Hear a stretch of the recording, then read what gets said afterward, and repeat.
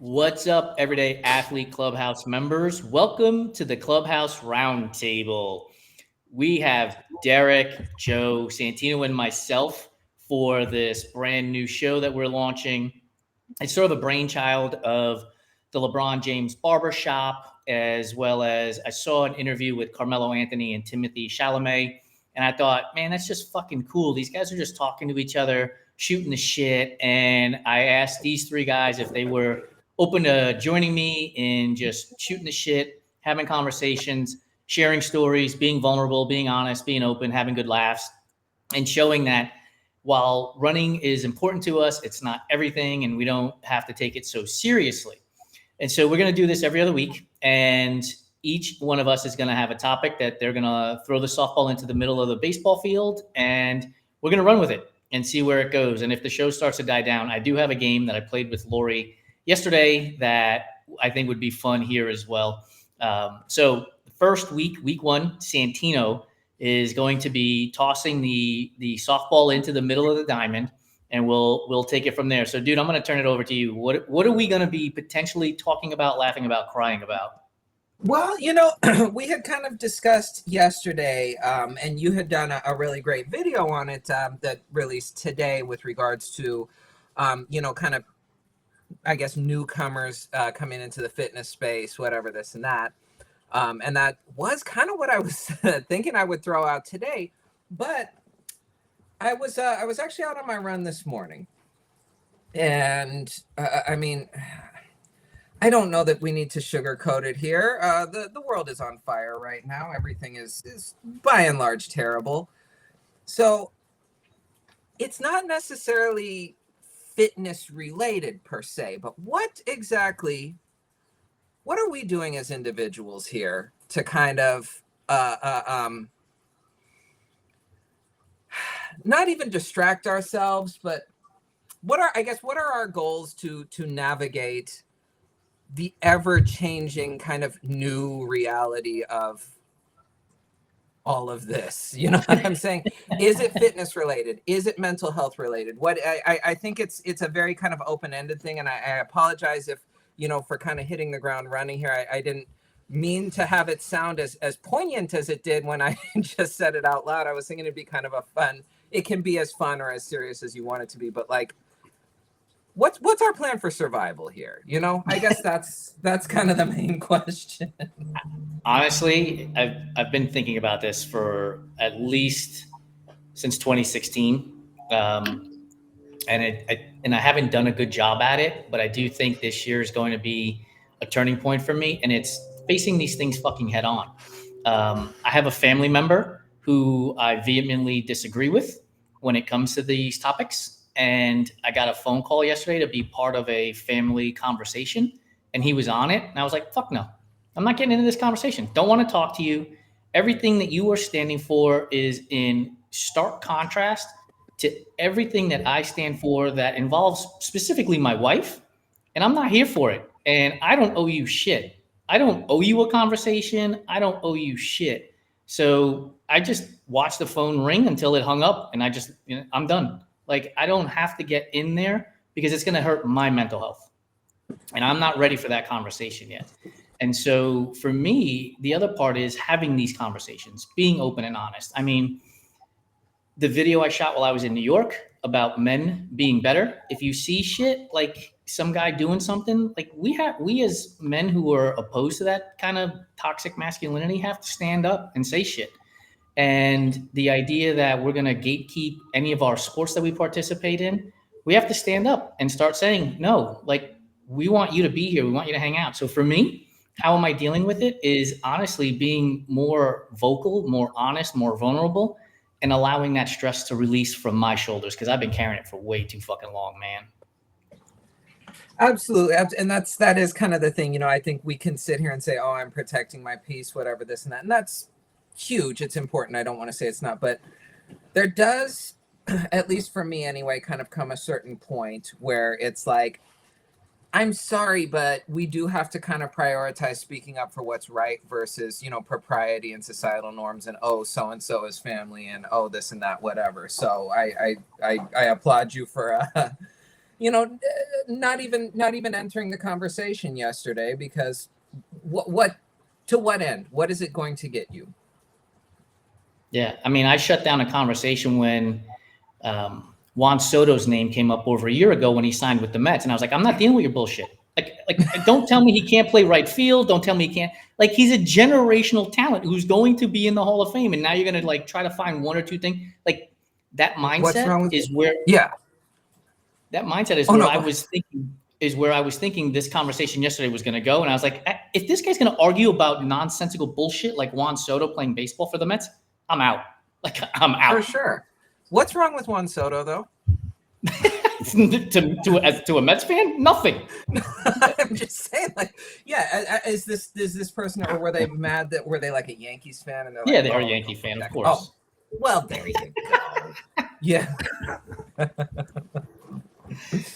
You know what the best part of this conversation right now? I'm waiting for Derek to chime in. Is Joe's just nodding his head as if he's listening to music. I don't know that he hears us. He's there.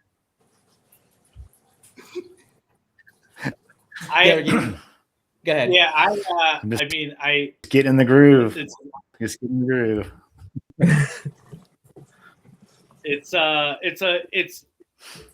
interesting topic for sure. I think, what you're saying, Jason, I feel a lot of the same thing about the impending year. The year of really making change. Joe had posted something the other day too about, how the big focus of the year for him was just that presence. And, I think a big part of that is drawing some of those boundaries that you're talking about with people. And yeah, as in your post the other day, yes, we do need to be vocal about things and be here and be present about it. But at the same time, realize where there are instances where that breath might be wasted. And if it is wasted, then it's not worth your energy that it sucks from you. And, we had talked a little bit about this even on the Enduring Minds, how then if you engage yourself in that, you end up carrying that into your other interactions throughout the day. Had you gone into that, even though, you might have been able to maintain your cool or something like that, it pulls you into a place where you don't need to be and you don't want to be. And now you're pulling that into an interaction with somebody on the street 2 hours later, where your energy is pulled from that positive.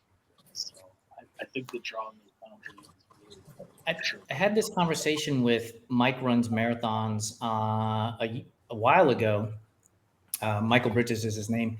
And we had this conversation again recently. I was on his podcast. And the thing is, right, like, I always look at it from this perspective. I don't know how many of you guys cycle or have cycled in groups specifically, but usually with cycling groups, you have two lines of people. There's one person at the head of each line, and they're pulling, and they're going for as long as they can to pull the entire group behind them. And then when they get tired, they move out and they drop back, and now there's a new leader. And so, like, with my post the other day about being more vocal, like, you can only do it for so long before you get exhausted. And so you need to then pull out and let somebody else then step forward. And as long as that rotation keeps happening, then progress will occur. It's when that person who finally gets to the front of the line doesn't do anything, and then everybody butts up against them, and all of a sudden, like, momentum stops. So I agree with you. Like, I think we need to protect our peace. We need to set boundaries, and we have to be reassured that there is somebody behind us who's going to step in when we move out of the way. And if we know that there is somebody, like, I'll be like, this whole show is about honesty. Like, I have 3 wonderful friends in front of me right now that I know if I said to any one of them, look, I'm exhausted, I'm burnt out, I'm tired, I can't do this, I'm going to pull back, that one of the 3 of you, if not all 3 of you, will step up and replace me. And that's fucking phenomenal to know. Like, that is so reassuring that scenario is where I have in my life today. Makes everything else easier now. Yeah, 2 things real quick on that. One, we have the cycling history in common. The Peloton is a phenomenal analogy. The way a Peloton functions, you have a group of guys who on their own can achieve a maximum speed of 27 miles an hour, and together as a group can achieve 33. It's a phenomenal thing.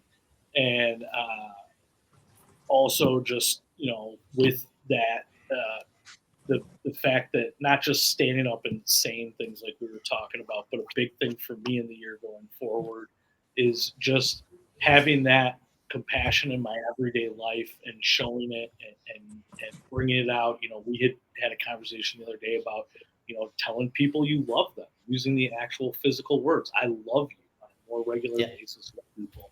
Having the awareness and compassion with people in your interactions in your daily life.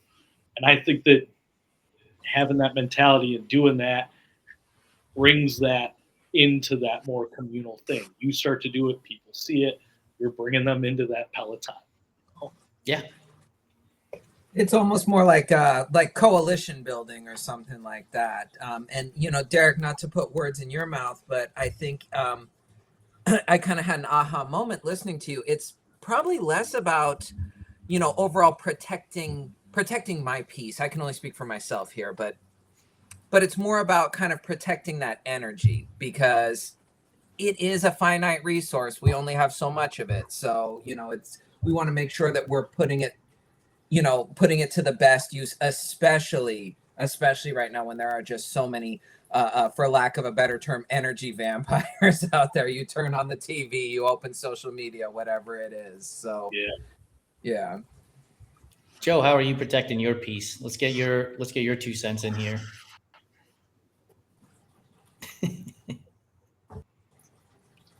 I don't have my Wu-Tang sticker with me. I don't have mine either. No, I don't. I've got this one. Does this count? The cassette tape. Wu-Tang for the internet in Lebanon, Indiana. Right. Just so everybody knows, like, Joe's internet might possibly be worse than anything that's ever happened in the history of this company. But it's also the best because we get to joke. There he's Stop. That was perfect timing. Stop. You know what the best part about this, dude, is I was thinking this is like, what was that show that Tony Reale used to host on ESPN? Around the Horn. Around the Horn. Like, we just kicked Joe out. He lost points. His provider heard you and cut him off. Right. He's protecting his peace. It's so true. All right, so while we're waiting for him to come back on, here's what. I believe he's already come back on here. So let's see. Oh, he jumped to his phone. Oh, there we go. You're right there, dude. Yeah, sorry about that. I don't know if you heard us, and we were asking you, how are you protecting your peace as you head into 2026? And before you answer that fully, I want to get an idea from you, dude, because you're run commuting, and the pictures that you're showing lead me to believe that there is peace as you're running and you're getting these pictures. So is that the actual truth of what's happening? You're getting peace, or are you stressed out while you're running because you're like, I got to get a good picture to post on Instagram to show my run? Oh, no. Man, I think sometimes that's the only time I have peace. Like, I noticed recently a big struggle of mine is I can't be present, like running or spending time with my family, or even, I'm always thinking about a deadline or, a quote or something. So running, I think, might be the only time I'm like, I actually do get that peace. And the pictures is something like I just love capturing, like, just like a moment that strikes you. And I think in its way, that's like my own way of kind of like I don't know, this sounds like hippie, like kind of grabbing onto like that moment, like that is my piece too. But here's my problem, and what I heard through my shitty internet is I've been protecting my peace so hard with everything that's happening, like Santino mentioned, the world's on fire, and I've had to disconnect myself so much that I don't know what's happening out there. And when I do look at it, it's fucking terrifying. But I think what's happened is and I'm going to call myself out on this, is I've protected my peace so much that I'm not advocating, I'm not sticking up for other people. And I guess that's just something I kind of wanted to point out, like something that I noticed is like a shortcoming of mine. It's like, I'm not engaging in it, but I'm also not sticking up for other people. So that's something that I think that, that kind of dawned on me recently. And I think like you said, we need to do better. Well, that's kind of I need to do better, just kind of calling out my own stuff, with everything that's happening. I just glance over it, because it's like, you don't want to engage with something ugly, but, maybe I've overprotected my peace too much in like a weird way. Like, yeah. So that's just something I wanted to add to, that conversation. But so here's the thing, like, I don't know if you heard the part about the Peloton and how you're going to have people who are going to come in behind you. If you're not mentally ready to take on something, you shouldn't feel obligated to put yourself into that position, because all that's going to do is heap more stress upon you. And again, I go to this idea, like, I love every one of you guys on this screen, and it's crazy for me to think that as a 52-year-old, I have found 3 of the best friends I've ever had in my life right now. And it's fucking crazy to think that that's what would happen, this late in life, but that's how I feel. And so I know, like, if I've got stresses and everything else and can't deal with some things, I know that you guys will step up. But I will say this, like, because we talk to each other so much, for those of you who don't know, Derek, Joe, Santino, and I are all on texting each other or DMing each other on Instagram, memes and GIFs, and it's fucking constant. Like, it is constant. That when on like a Sunday afternoon, which is typically when it happens, it's dead silent. And I'm like, what are all these guys fucking doing? Like, where did they go?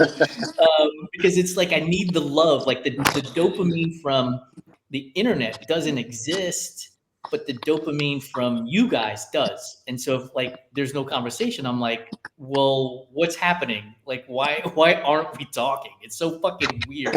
And to be like, I don't know if the word's insecure, but to be like insecure at 52 years old is wild. It's fucking like, are we wild. still friends?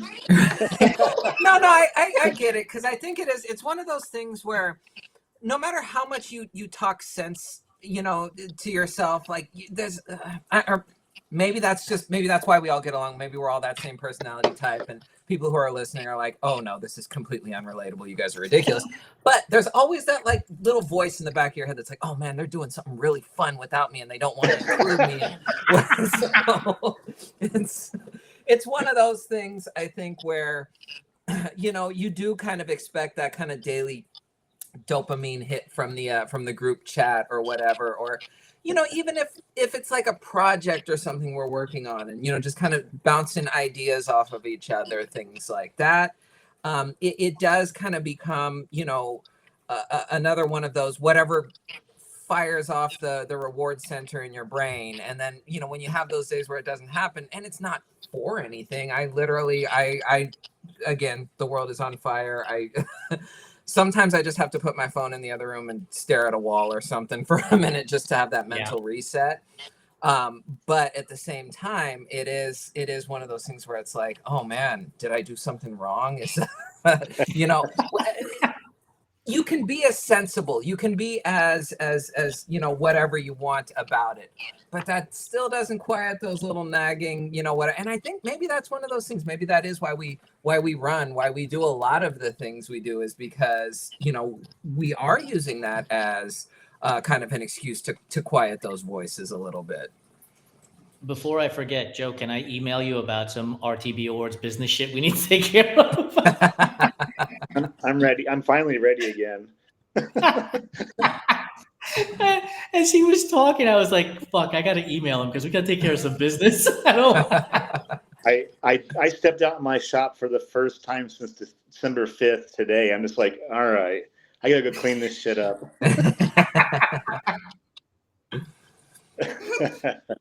It's time. Oh my God. So here's, I'm gonna lob this in here. Here's the game that Lori and I played yesterday, and I think this will help people get in tune with who we are from our personalities perspective. So yesterday I gave Lori 2 words. So let's just say black and white. Well, that's 3 words, but and then for her, she then had to say white something. So white snake. Then I would have to say like snake reptile. And it was just like word association as we went through.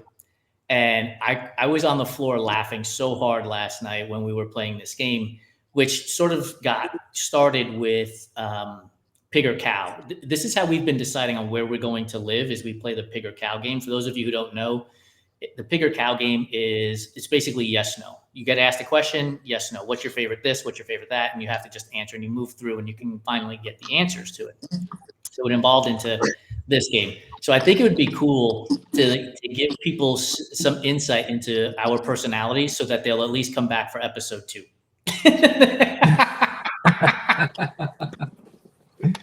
So the way my screen is set up, I don't know if you guys have it that way, but so I'm on the top left, Derek's top right, Joe's bottom right, and Santino's bottom left.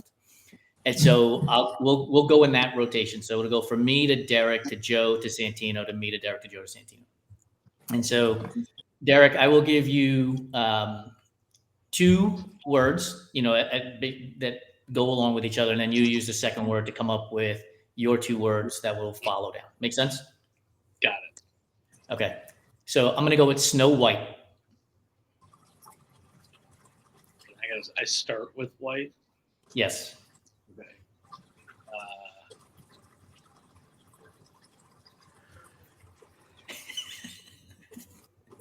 White House. It has to be the first. No, so now you start with house. So you would start with house. Okay.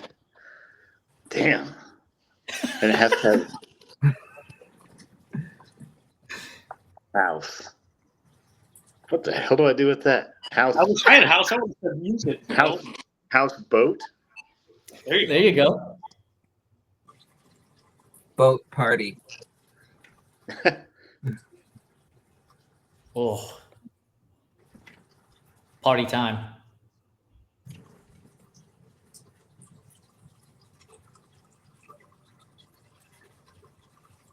Time stops. Ooh. Oh damn. Stops. I don't like want to say stop sign, but I don't think that would work. But. There you go. Judges, there we go. Oh, stop. Okay. Sign language. Ooh. Language barrier. Barrier's broken. Ooh. I like that. Broken glass. Glass animals. Nice. I'm going to cheat a little. Animal's house.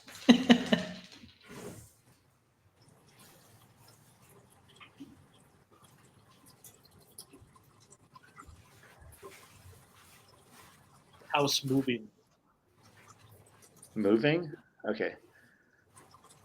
Moving target. Ooh. Target boycott. Boycott Target. Target acquisition. Oh, man. Acquisition systems. Oh. Systems analyst. God damn, dude. My engineer brain works every once in a while for things. That's about it. That's all you get. You used it up on the post earlier. If this was around the horn, I'd be kicked off the show. I'm stumped on analyst. Holy crap, that's tough. I didn't tee you up with a very good one. That's my bad. No, I mean that's sort of the whole point of the game. I've got nothing. I'm out. Derek, can you take analyst? Analyst wrong. Wrong? Wrong way? Way out. That's to you, Derek, now. Oh, we're skipping it now? Okay. Yeah, I'm out. I couldn't come up with anything. Outside. Side business. Business courses.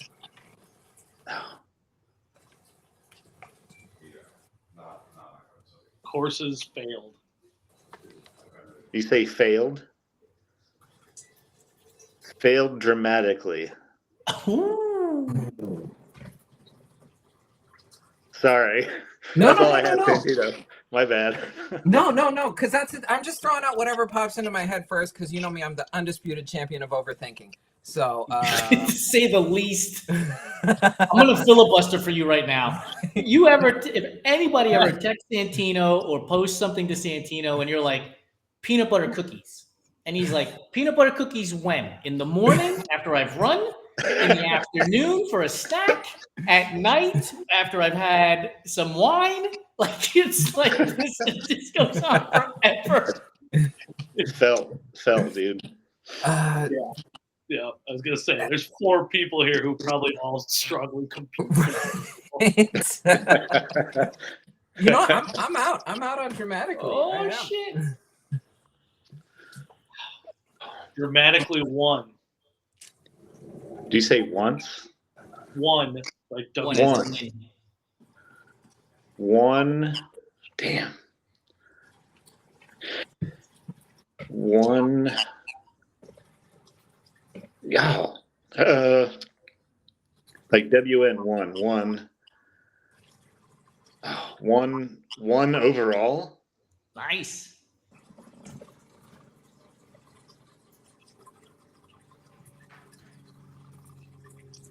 Overall winner.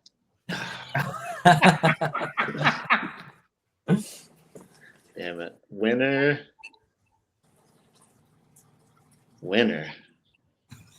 That works. That might be it. Did That might I be get it a for me. winner chicken? Yeah. That might be it.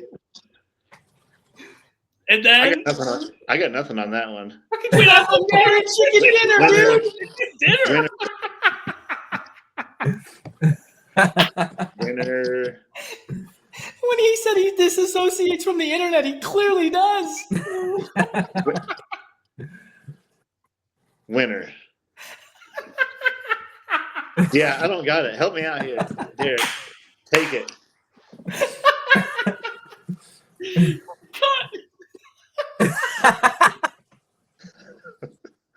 I was thinking deep too.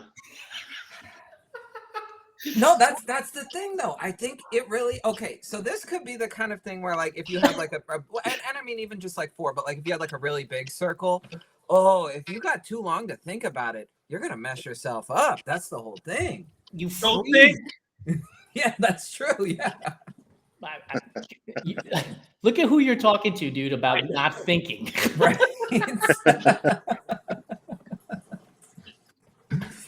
We are the classic overthinkers in this group, without a doubt. Oh no, big time. Without a doubt. Like I just like I get this is so one of the things that I love about like I just lobbed this idea out and all 3 of you were like, I'm in, let's do it. Like that was a no thinking scenario. And I know for me, I could have spent days, weeks, months thinking about how do I make this right? How do I make it perfect? What's the logo going to look like? Where do we distribute it? Where do we fucking promote it? What do we talk about this, that, and the other thing? And it's like, you know what? Let's just fucking do it and see what works. And if after 2 episodes, we're like, this sucks, it's stupid, we're not doing it anymore, then we don't fucking do it anymore and be done with it. And I want to say, too, like one of the things that I was thinking about earlier today with some of these videos that I promise I'm going to be putting out every 2 weeks. And I said this to Lori, like we're going into, if we're not already there, in a recession, and companies will pull back on marketing and spending on marketing. And I'm like, I'm going to be more me. And if we have businesses that pull out because of it, then they fucking pull out because of it. But there will be somebody who fills that void because they want to hang out and be a part of it. Joe, is that your phone? I have no idea.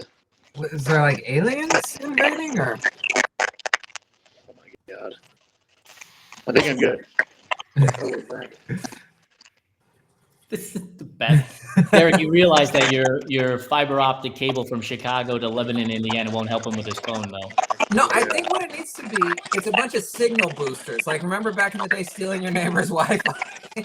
You just need to, like, every 100 yards plant one on your drive or something. I've got a... We have to cover Joe in tinfoil. Need a Faraday cage. Right. I've got a story for you. So speaking of stealing, I'm going to mute him for now. I've got a story for you guys. So when I was in college, I lived in a frat house. There were 20 of us in this frat house. Oh, Jesus. And it was wild, dude. What a shithole we lived in. Like, there was just beer all over the floor. Like, everything was a disaster. I lived upstairs with 4 other dudes on the upstairs floor. And there was one like late spring, early summer day where we're all sitting in the house. School's about to end, so nobody's going to classes or anything. And we're all watching TV. And all of a sudden, everybody's TV goes black. And all you hear from 20 dudes is like, what the fuck? What's going on? And I look out my window, and there is a cable dude on the telephone pole who literally just snipped the cable because we had one line going into the house, and it was split to 20 different fucking rooms. Like, we paid like $25 a month for cable. Look, I'm old. I went to college in 91. So like, cable was very inexpensive, but even then we couldn't fucking afford it because we're college dudes. So we had 20 college dudes paying like $2 to get cable for everything. And then the cable company finally caught on to it and snipped it. And you could see the wire from the telephone pole just hit against the house. I literally, oh no, go ahead. No, I was gonna say I literally had almost the same thing happen to me. Of course, I was living by myself. This was like my first place I ever lived by myself, and I wasn't stealing internet per se, but there was like a provider like up the street from me. It was just like some dude with his own server, and so it's like, oh, cool.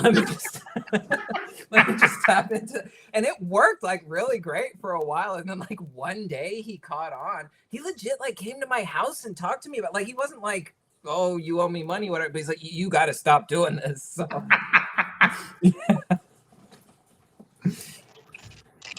Could you imagine, like, Joe, I'm going to throw that fucking phone in the ocean, dude.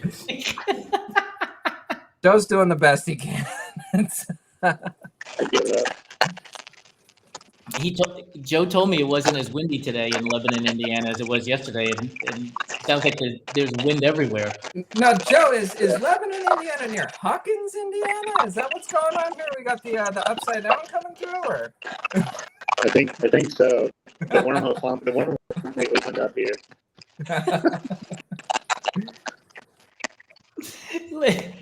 So Derek and Joe, you guys live like what, a few hours from each other? Yeah, about like 4.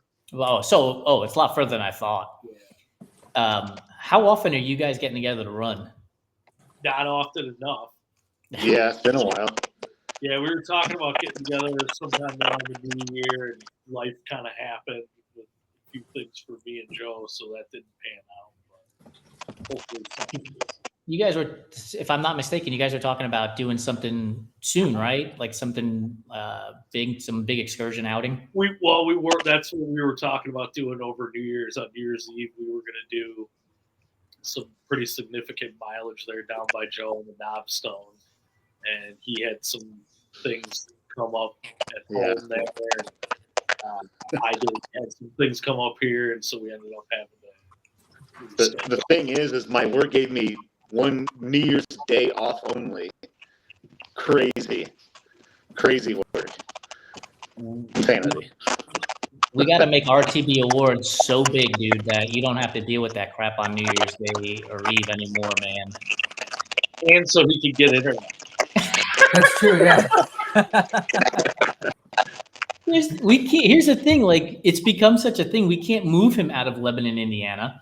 And like, I don't know how far Indianapolis is from Lebanon, but like maybe if we move him to Indianapolis, how are we going to? 20 minutes? 40. Oh, that's nothing then. We're going to get him out of there so that he can get some internet and he can still host Hustle in the Heartland. It's only 40 minutes away. Yeah. I think if you brought fiber internet to this town, it would just like, it would scare everybody off. Like, what is this? You can't see it, but next to Joe, there's like a rotary phone plugged into one of those things.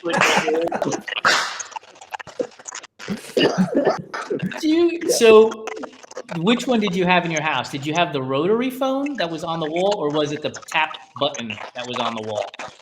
We had a rotary on the wall. I always remember a push button phone. Like I was fascinated by rotary phones as a kid. They were still a thing, but we never had them at home. So. Those things were the best. Like if if you had somebody who had a 9 in their number, and you're like, oh shit, because it was like way back around. When I was younger, man, you were real cool if you had like a old payphone, like a repurposed payphone in your That's house. right. Yes. Yeah, that was kind of the they didn't even call it like the man cave in those days, whatever. But like if you go to somebody's house and their dad had like the den with like the street signs on the wall and the payphone and all of that, and like usually like a pinball machine or something. It's like, oh, you guys live like this? What? I took my kids to get ice cream the other day, and the ice cream shop had a payphone in it, and I couldn't believe it. No way, did it work? Yeah, I was like, I haven't seen a payphone in probably over a decade. Who even carries quarters? Seriously. What does a payphone cost these days? Is it still a quarter? My favorite thing about when you were on the payphone is when the operator would come on, be like, please insert 10 cents for another 2 minutes. My favorite thing about the payphone was not having any money and just giving the message to your parents in the collect call message. Like, you have a collect call from, I'll be home in 20 minutes, bye.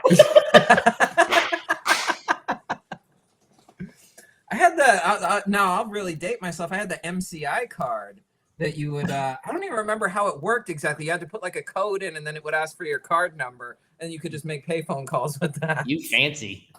Did you guys have beepers? Oh, of course. Oh, yeah. The kid from New York City did not have a beeper, just so you know. Really? Yeah. Oh, you were what? You were too cool or? No, too poor. Oh, okay. I don't even. What did those cost back? Because I had to beg for one of those, but I can't imagine they were that expensive. I mean, my ignorance is this: like, I don't even know what you would use a beeper for. Like, so somebody would call the beeper, and it would be like a phone. Somebody would call you from like a payphone or a phone, and then they would beep you their number, and you would know to call them back right away. Or as it got into it, you had like an actual code for it, like the way you do with like texting. So like you'd have like 411, 911, 420, whatever you were texting. Could you imagine trying to hand a quarter to a kid today? Like, Derek, with your kid, did you like say to your kids, "Here's a quarter, go use the payphone"? Where they were like, "What is like how?" Well, my kids would have no idea what that was. I mean, but I always carry. You didn't leave the house without a couple quarters in your pocket. Oh yeah, that was mandatory back in the day.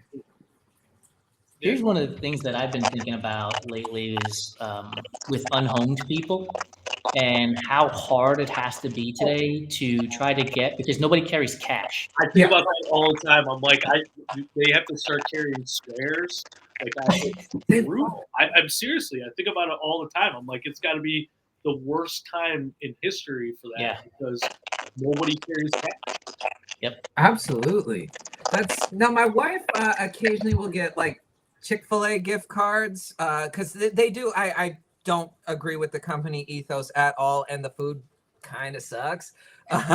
But I do like that they do really kind of prioritize like educators and stuff like that. So they're always dropping them off at the schools and things. And it's like, well, we don't want to support them, but at the same time, it's already paid for. So we'll keep those in the car. And if you see like an unhoused person or whatever, here's $20 for Chick-fil-A or whatever.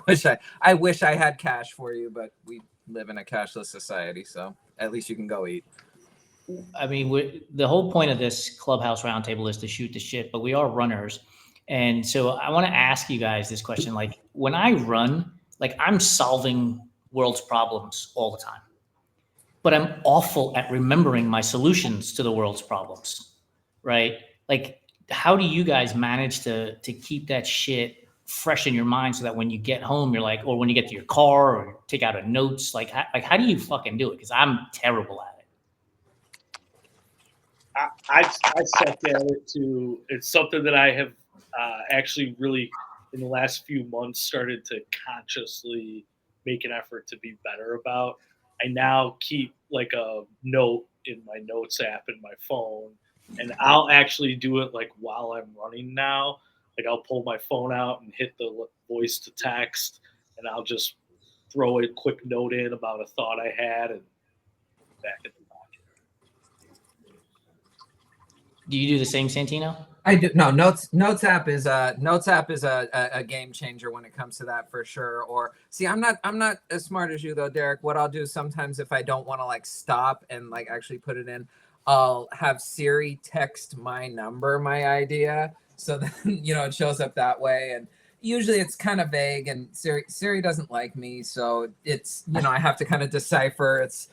If it's fresh enough in my head, I'll remember what I said. But if I check later in the day, it's like, wait, what the hell was I talking about here? Like that kind of thing. But yeah, no, you definitely have to. I don't know if it's just, a byproduct of getting a little bit older, or if there is, again, just some level of, I'm generally carrying around so much stress that my brain is not functioning at capacity anymore. One of those things. But yeah, definitely Notes app or text myself or whatever, this and that. And the thing is, it's one of those where the analogy I always love to use, and I should really invest some time in looking up who actually said it first. But it's like baseball. You get up to the plate, and if you get a hit 3 times out of every 10, you're a Hall of Famer. So 7 of those ideas straight to the trash. But you get those 3 gems that it's like, hey, we're in business here. Joe, with your flip phone, how do you make it work? Well, I do basically what Derek does. I basically have Siri take a lot of notes. I mean, unfortunately, my note folder is just full of nonsense that I sometimes can't figure out where I was going with it. But yeah, same thing. I'm yelling at Siri when I'm running sometimes, or I'll text it to my wife, which is what? But now she just knows. Now she knows that it's just like a thought that I'm having. So she understands the process now after this many years. So I wanna end our episode 1 sort of the way we brought in the episode, which was how are we sort of dealing with our mental health in a way. But I want to get a little less serious on how we're dealing with our mental health and creating boundaries. So for me, and this will set you guys up for your answers. For me, there are days where I will get a 1 or 2 milligram mint, and I will sit in front of the TV and watch like Real Housewives of Beverly Hills on repeat, because nothing that's happening on that show is of importance. And I can check out, put my phone in another room, and just totally sit there and relax and forget about the world for a moment. And then, typically go to bed, wake up the next day, and, start the stress building all over again. But so that's one of the ways I relax. And obviously we're all athletes, so we all run, and that's one way we deal with it as well. Or we get into the gym and we lift. Back in my triathlon days, I would get on my bike for 3-4 hours and just be gone, like just disconnected completely that way. Or swimming, which I'm going to start picking up again next week. But Derek, I'll lob the ball over to you. Like, what's one way that you're like, this is me getting checked out?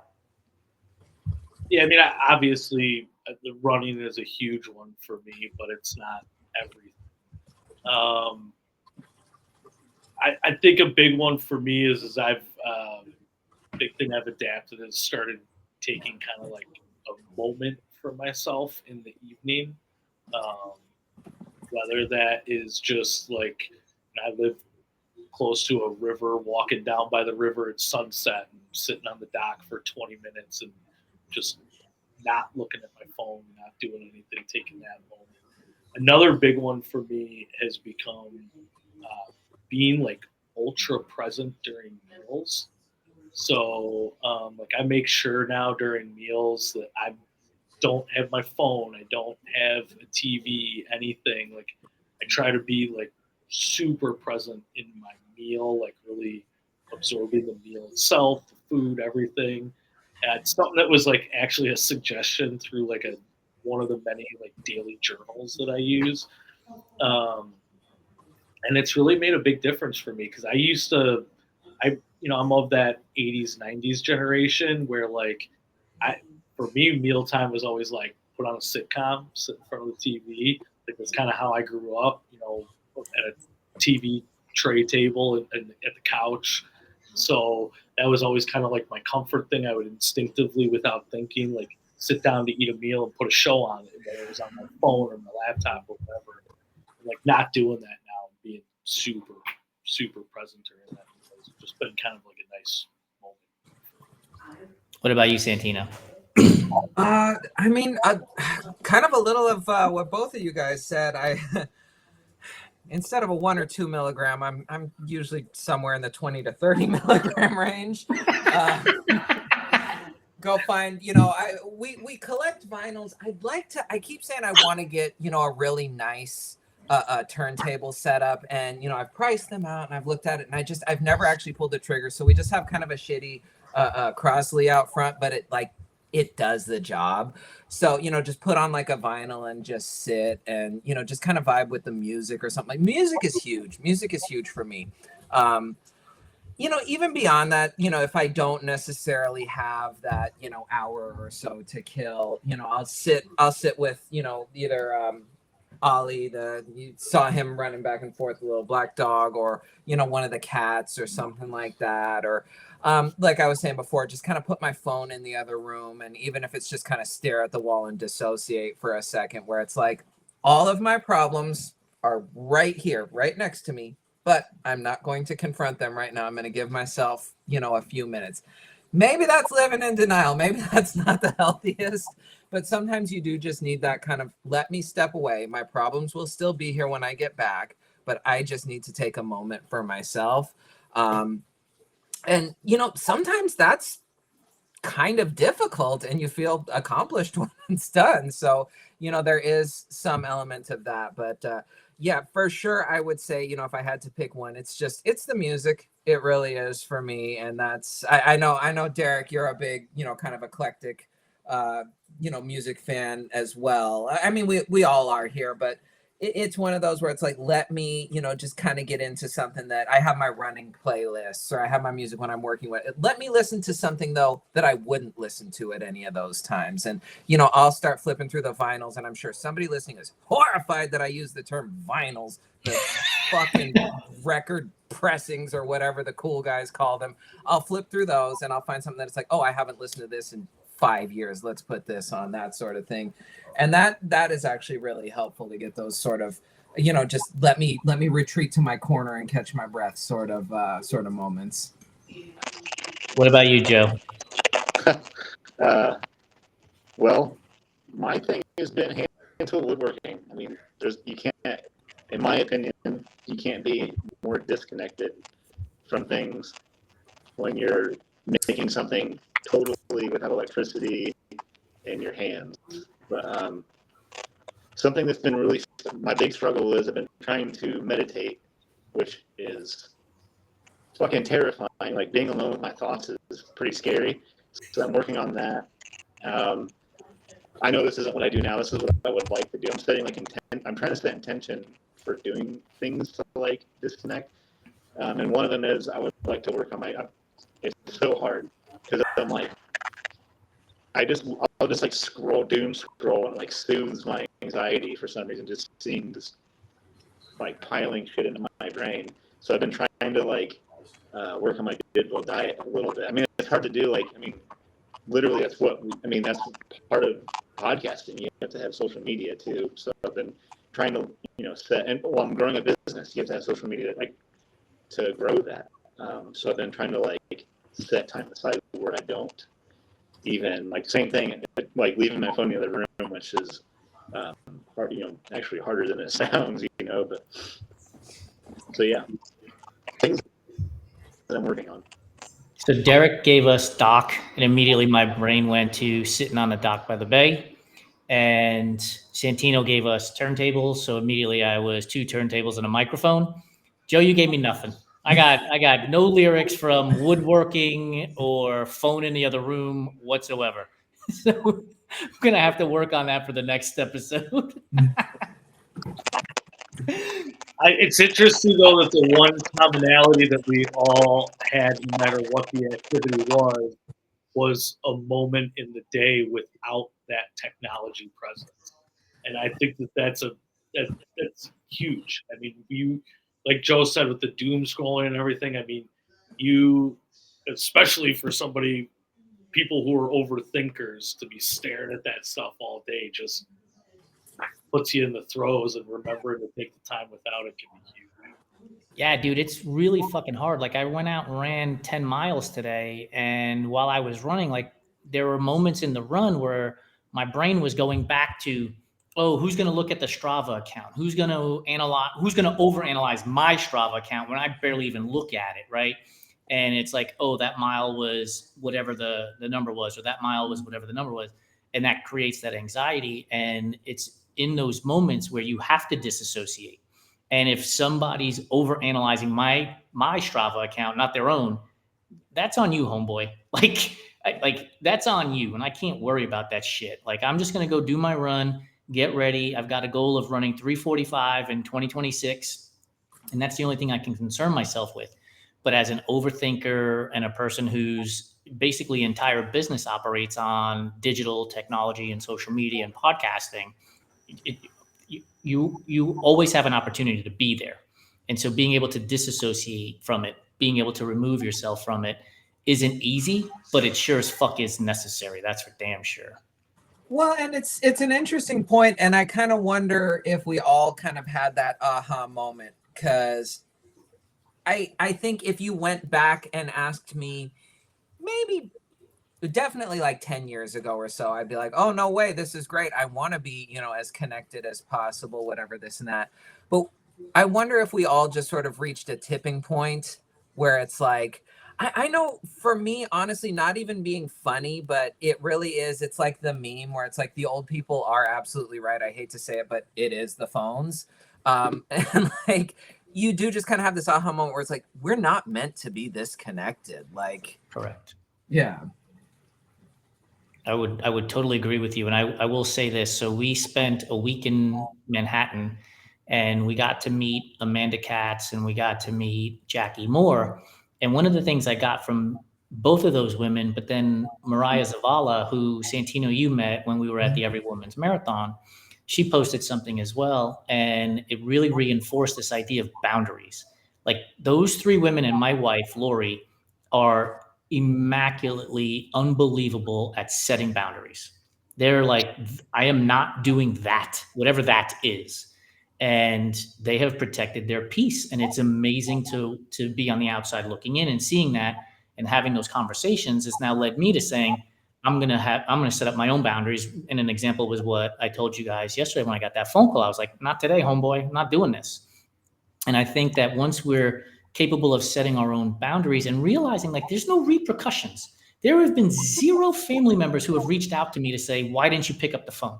Literally 0, right? It clearly wasn't that important. They did their thing. They had their conversations. They had their fun, whatever it was. They didn't need me to be there. And so by protecting my own boundaries and protecting my own self, I was able to control my own stresses, and nobody was worse for wear, for lack of a better phrase. So I think Derek, I think you're absolutely right. Like by setting these boundaries, creating these opportunities for ourselves to be away from the technology and not allow ourselves to overthink, we are improving ourselves so that we can then do something else and move forward on.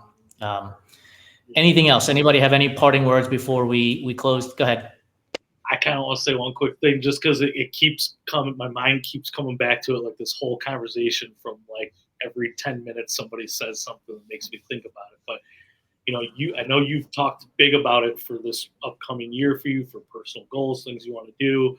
I think we're probably all on the same page here, but like the key word of vulnerability, and that is a big thing that is resulting in all these things you're talking about. So like the finding the amazing friends at 52, a direct result of you having the willingness to be vulnerable with complete strangers you met on Instagram.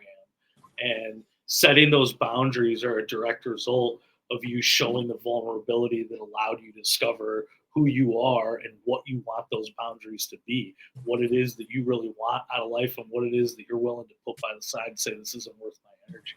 All those things are a direct result of the willingness to just come out, be vulnerable in who the hell you are, the things that make you anxious, the things that make you happy, the things that make you sad, all of that comes from that. Yeah, and I think that the beauty of what I think we're doing here with this Clubhouse Roundtable, for men specifically, but people in general, is the ability to get together, have conversations, and let people know that they are not alone. Like what they're going through, the anxieties they're dealing with, the stresses they're going through, the laughter that they're having, the tears that they're shedding are it's just human emotion. And I think that us doing this show shows that, yeah, you can be a runner or a triathlete or a cyclist or a swimmer, but it doesn't have to be your entire fucking personality, right? Like you can do other things. You can go read books. You can go play chess. You can go to the movies. You can go to concerts. You can do all of these things and still be a runner. Like that's totally fine and acceptable. And as a matter of fact, it should be the thing that you do, not allowing running to be the only thing that you do. I liken this all the time. Like if I go to a dinner party and the only conversation that is being had is about running, I'm fucking leaving. I am going to be bored to tears in the blink of an eye because we are more than just runners. Like we all have different personalities. We all do different things. Different things excite us. Like the three of you guys are really into music, and you're dragging me along this path, not reluctantly, but I'm being pulled in this path in getting into this music, and it's fucking awesome. Like it's really cool to be like, I don't know anything about fucking Korean hip hop, but Derek sent me a link with a song, and now I'm listening to it. Or Marin's posting this thing from a Polish rock band, and I'm listening to it, right? And that's fucking cool. And it's the ability to be like, I'm gonna be open, and I'm gonna go listen to this shit. And if I don't like it, you know what I can do on Spotify? Pause, X out, and move on. like it's okay to not like Polish rock if you don't want to like Polish rock. But I think that's just, people when they watch this, and I hope they make it this far, realize that like I want you to be you. I don't want you to be the thing that you believe we want you to be. And I think that's kind of one of the huge things. It's something really stuck with me once a long, long time ago. And it's funny as we are officially or just about officially done with the NFL season as we're recording this right now. Giants have been done since September, dude. I mean, but, now we're coming up on the playoffs. And I remember watching, it may have been NFL Network playoffs. Not Jim Irsay, Jesus Christ. Mora, thank you. Yeah. It may have been one of those, remember when NFL Network used to have America's Game where it was sort of like Hard Knocks, but they followed the whole season of whoever was, the champion, kind of retroactively.